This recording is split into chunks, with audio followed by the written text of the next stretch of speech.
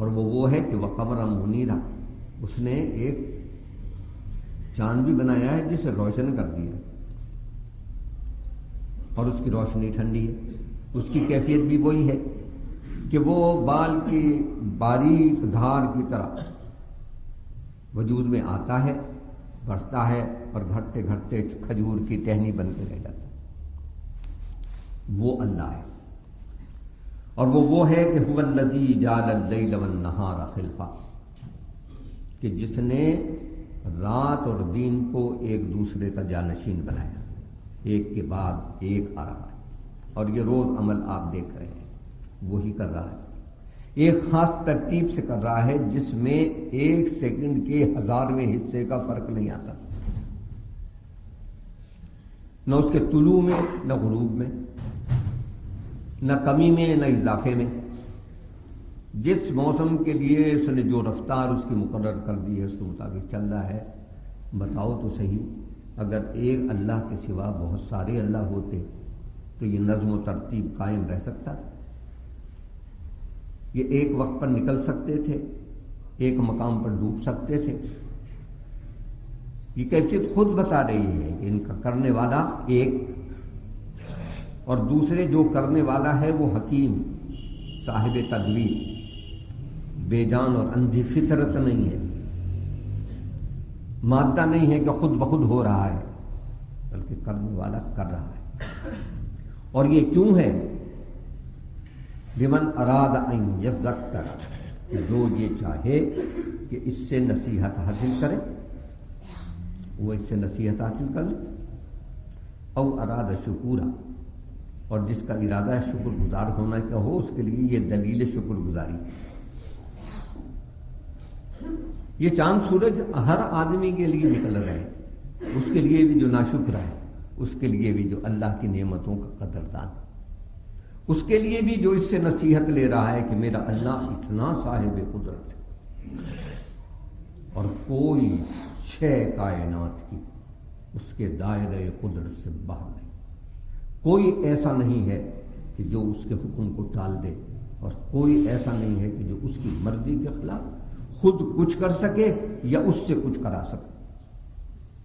وہ مطلق العنان ہے، کائنات اس کی ہے، حکم اس کا ہے، ہر شے اس کی ہے، بنایا بھی اس نے ہے، پال بھی وہ رہا ہے،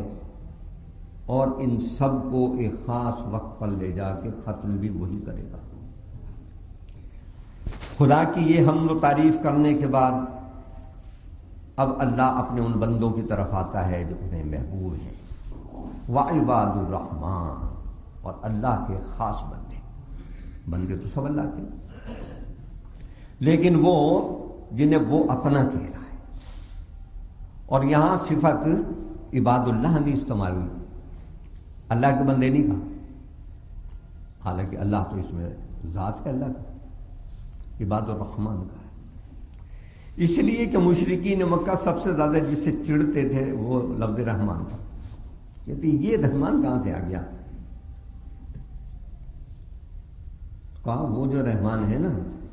اب ہم تمہیں ان کے اس کے خاص بندوں کا ذکر کرتے ہیں، وہ کیسے ہوتے ہیں؟ پیدا اس نے بھی تمہیں کیا ہے، لیکن اس کی رحمتیں ان کے لیے ہیں جو اس کی بات ماننے والے ہوں، ان کے لیے نہیں ہے جو اس کی بات نہ ماننے والے۔ تو پہلے چلنے کی بات ہے، رحمان کے بندے چلتے کیسے ہیں؟ الذین یمشون علی الارض ہونا، زمین پر نرم چال سے چلتے،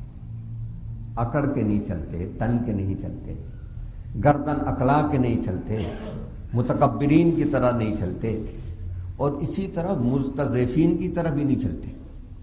جو مصنوعی تقوی کا اظہار کرنے کے لیے گردنیں جھکا کے بیماروں کی چال سے چلتے ہیں، وہ ایسے بھی نہیں چلتے۔ اس پہ ایک بات یاد آ گئی، ایک صاحب اسی بیمارانہ چال سے جا رہے تھے، کمر جھکی ہوئی، گردن میں ایسے، حضرت سیدنا عمر رضی اللہ تعالیٰ عنہ کی نظر پڑی، پوچھا یہ اس کو کیا ہوا ہے، بیمار ہے؟ نہیں، یہ حضرت قاری صاحب دو دورے مارے۔ فرمایا قرآن نے اور اسلام نے مسلمانوں کو کمزور نہیں بنایا ہے، صحت مندانہ چال سے چلا کر، یہ تقوی کی نمائش، یہ ریاکاریت، یہ بدترین قسم کی ریا،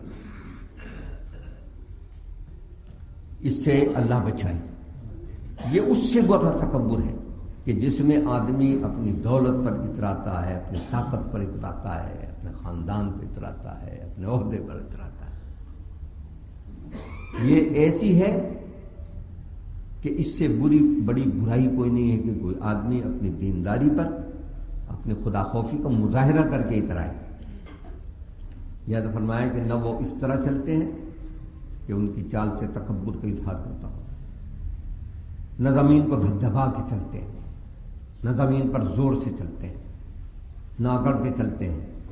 نہ ان کی گردنیں اس طرح تنی ہوئی ہیں جیسے ان کی گردنوں میں سریا آ گیا ہے۔ آپ نے دیکھا ہوگا نا بعض حضرات جو ہیں وہ گردن ایسے اکڑا کے بات کرتے ہیں۔ سورہ لقمان میں اس کے لیے کہا وَلَا تُصَعِّرْ خَدَّكَ لِلنَّاسِ، لوگوں سے گردنیں اکڑا کے اور منہ پھیر کے باتیں نہ کیا۔ یہ خدہ جو ہے یہ اونٹ کی گردن کی ایک بیماری کا نام ہے، اس کی گردن میں رسولی نکل آتی ہے، اور جب وہ رسولی نکل آئے تو اس کی گردن ایسے ٹیڑھی ہو جاتی ہے۔ اس سے تشریح دی ہے قرآن نے ان متکبر حضرات کو کہ جو لوگوں کے ساتھ اپنی بڑائی کے اظہار کے لیے ایسے گردن یوں اکڑا کے اور لوگوں کی طرف سے منہ پھیر کے بات کرتے ہیں کہ وَلَا تُصَعِّرْ خَدَّكَ لِلنَّاسِ، لوگوں کے ساتھ گردن پھیر کے بات نہیں کیا۔ سورہ بقرہ میں اس بات کو کہا وَقُولُوا لِلنَّاسِ حُسْنًا، لوگوں کے ساتھ بھلے طریقے سے بولو، اچھی باتیں کہو، اچھے انداز سے کہو۔ پھر سورہ لقمان میں کہا کہ آواز کا دائرہ کار کیا ہو، اس کا یعنی نرم کتنی ہو اور گرم کتنی ہو۔ تو اس کو یہ کہا کہ بھاری آواز سے نہ بولا کرو، لوگ بھاری آواز سے بولنا اپنی بڑائی کے اظہار کے لیے ضروری سمجھتے ہیں۔ وَاغْضُضْ مِنْ صَوْتِكَ، اپنی آواز کو آہستہ پست رکھ۔